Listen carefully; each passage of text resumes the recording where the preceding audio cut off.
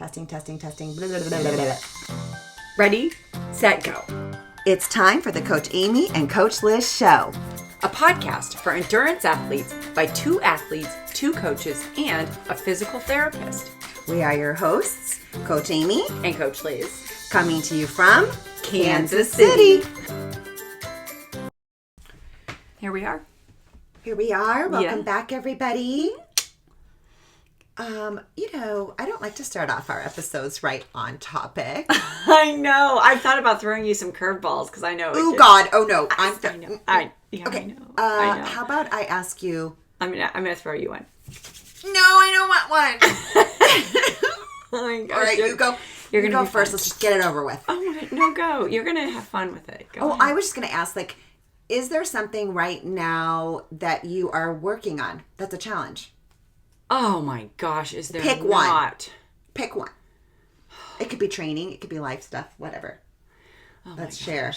I mean, so I am working a lot on like the mental health. I'll Ooh, say. okay. Yeah, like managing like anxiety and self-talk and learning about like how your nervous system works and how your nervous system develops when you're really young and how that influences your behaviors and your thought patterns now. It's fascinating. It really is. And it's been really helpful because that's like, some of the old patterns and thinking patterns that you do without even realizing it and where those come from and like learning how like you have like implicit memories in your nervous system and how your body like learns from such a young age and it's imprinted and just the effects that have and how, like neuroplasticity in the brain, how you can change like, the pathways in your brain and how to do that. And It's trainable. It's trainable. It is absolutely the hardest thing I've ever worked on. I mean, it is absolutely, but I love it and I'm fascinated and it's very relevant, like for my personal life and personal mental health, but it's super relevant to sports too. Okay. Yeah. I'm excited to learn more. Send me the book.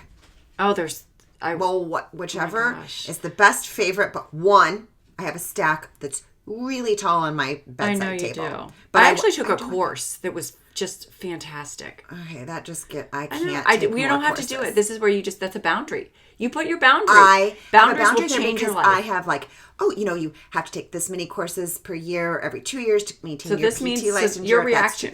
My reaction? High anxiety. So that means it's telling you something though, right? So it's like, that's too much. It's too much. So you're not going to do that. But and so then I it will lowers your read anxiety. it at my leisure. And it's fascinating. So I want to definitely. Okay, you're going to text me that book. Okay.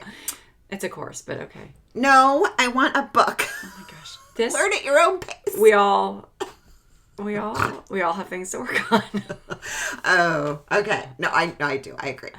All right. Okay, but so I was going to ask you, it's so crazy that you started this off, because I wanted to know what you are learning about that is not endurance, PT, or the weather. Like, what do you like? What are you learning about? What do you enjoy? Oh, okay. Like I am suddenly, well, it's not suddenly, it's the last several months, into like this World War II stuff. Oh, yeah. Okay, like I just am it's like historical fiction, anything around it. I read The Accidental President, which was about Truman. And like, so I'm all into this. And we actually have like this yearly block.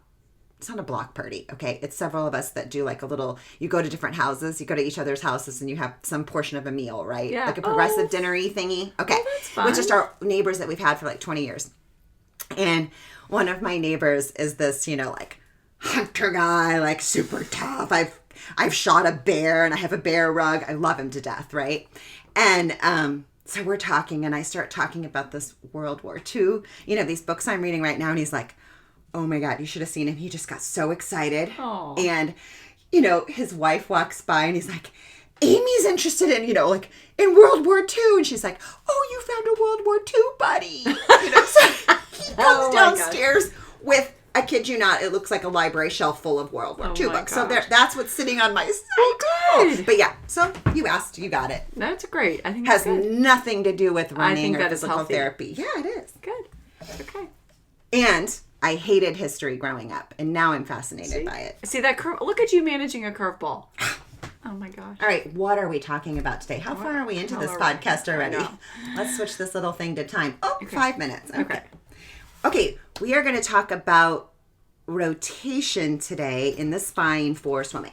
Yes. And how it is involved with swimming. Man. Well, more like so sort of. Okay. We're actually Ooh. Oh, never mind. We're going to edit that part out. What are we talking about today? No, we're not editing that. That was great. I'm going to tell you what we're talking about. Okay. Because we are talking about thoracic, so we're talking about spine rotation, thoracic spine rotation, and swimming, specifically, like the thoracic, which is like where if you're like a female, like the bra strap runs right across that middle section of the back. It's sort of, I mean, I feel like it kind of gets neglected, but it hurts on most people. And it's an important part of swimming, but what we're actually talking about is how the bike affects that. Oh.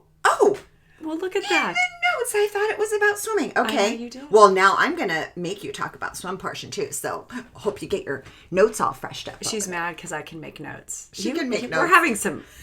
She can make notes in like 5 seconds. We're having Mine take we're having a 30 situation over here today. It's a learning curve. Okay, tell me. Okay. What about the bike? Okay, so truly, because and this is actually, relevant for people that you see in the clinic for running too. So the bike, let's just talk about the bike for a second, because it is different than swimming and running, because in swimming and running, your body kind of gets to choose how it moves. It's not locked into a position, and it may not always choose the, best things for to be doing, right? But on a bike, you get into a bike and you are locked into a position, right? Because you are sitting on a machine that is forcing your body to move in a certain direction. You're right? clipped in. You're clipped in. Feet.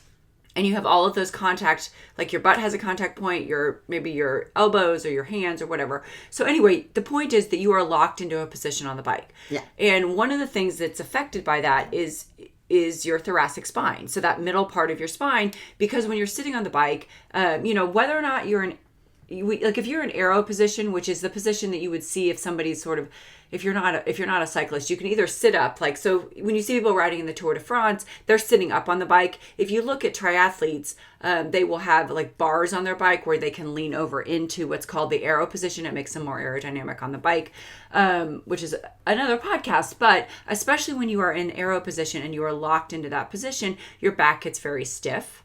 And, the people that I coach tend to be on the bike for, anywhere from like 3 to 7 hours, 8 hours. So it's a long time to be sitting in that one position and your back gets really stiff. Why does that matter for swimming? So when you go for swimming is actually swam like side to side, like you go side to side. And there. Wait, are you, because it looks like you're demonstrating rotation, not side to side bending. I mean, side to side. Like, because people, I think they look at swimming and they think it's swim on your stomach. Right. But you're actually rotating through almost like a little torpedo. You are. It's like if you had, I tell people if they had like a pole through the center of their body, it's actually like, it'd be like you're rotating around. You're twisting around it. Right. Yes. And to keep, without overcomplicating this, like as you are swimming, your thoracic spine rotates. Should be rotating. Well, it should be rotating. Yeah. And as you're reaching in swimming, so you're like nice and tall and your hand is entering, your arm and your shoulder also reach to help get as much of a pull as you can. Yeah. So basically your shoulder, your arm, and your thoracic. Wait, you mean so it's actually reaching and that's to kind of extend and rotate your spine. It's helping to rotate it. Sure. Yes. Okay. Yes. I mean, if you watch somebody swim, you can see as their arm enters and they glide forward and all of that, your body rotates to the side. Yeah. And as you reach, like your shoulder needs to extend out, your arm extends out, and your thoracic spine rotates to make that happen, right? Yes. What happens is that we sit on that bike and our thoracic spine gets really tight and it does not rotate the way that it should. And then what happens is that because you're still trying to reach in that swim, shoulder issues surface because you're trying to force your body to get into that position that it needs to get into to swim well. And part of that isn't working. Your thoracic spine is no longer rotating, so your shoulders start to compensate, or you start to do weird things with your neck to get that reach. That's what I was going to say, because to breathe. So I see a lot of patients, even your people, because they lack that thoracic spine motion, and they're compensating with their neck. Yeah, and so it's either like it tends to show up either in neck or shoulder pain. And so I mean that's it. I mean really, it's important to, as you're doing the stretching and rolling that we know everybody is doing diligently, that you remember that thoracic spine and that rotation there is, it kind of gets forgotten, but it gets really stiff and crappy back there. And then it, you end up with shoulder and neck pain from the swim, and you think it's the swim, you think it's your swim form, but really it's coming from the bike. And the bike can be sneaky like that. I feel like there's things, I feel like run injuries or what look like run injuries can surface from the bike too, and that bike fit. So, which is a different podcast. You're doing and you're doing, you're hopping off the bike, whether it's a race or it's a brick, and you're doing, bike run. Yeah. You're hopping off that bike, and we really need to have rotation and running, and we'll talk about that in our next podcast or in another podcast. But the takeaway today really is just that you need to remember to help to roll and to keeping that thoracic spine loose, especially as you're spending more time on the bike. If you're somebody that's like being introduced to the bike, or you're increasing your distance on the bike, you just want to make sure that you keep that thoracic spine loose so that you don't end up with something that shows up in swimming. Doing some really good dynamic exercises, dynamic warm-ups and mobilities for the spine. Yeah. Yeah. Because limitations could be coming from one point being stuck on the bike like that for a long time, right? But there's also people who just lack thoracic spine mobility, mid-back mobility, or they have the mobility, but they don't have the strength and for the stability of the motion, whether it's running or swimming. Sure. Or the neuromuscular patterning. I mean, there's a whole lot of things. Yeah. Like, I'm going to stop right there because, because then we also sit at our desks. It's like there's a lot of things. So, but without going down a wormhole of all the things, something that might benefit you is to just work on keeping that thoracic spine a little bit more loose than you are right now. Okay, so if you guys have any comments or thoughts on thoracic spine rotation in swimming or on your bike, leave them at either wherever you listen to your podcasts, Spotify, iTunes, or our landing page, the CoachAmyCoachLizShow.com. Let us know what you think. Thanks so much for listening. And remember, we are in this together. Until next time.